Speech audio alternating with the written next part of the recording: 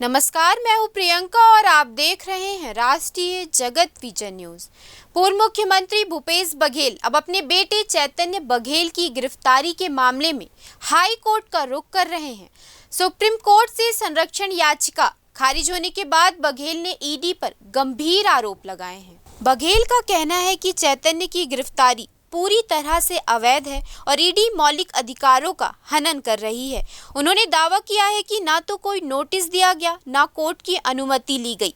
यहां तक कि कार्रवाई एक ऐसे आरोपी के बयान पर की गई जो आजाद घूम रहा है।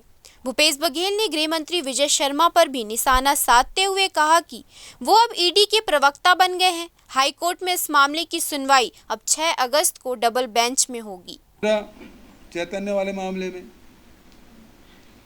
वाले मामले में 3 साल पहले आप बुलाए थे ईडी ऑफिस, उतना ही पूछे थे। फिर 10 मार्च को आपने सर्च वारंट लेके घर में छापा डाला, तब भी प्रश्न वही था। और अभी 18 जुलाई को उसके जन्मदिन के दिन आपने जो छापा डाला उसमें भी वही पूछे आप। तो नया तथ्य कुछ है ही नहीं।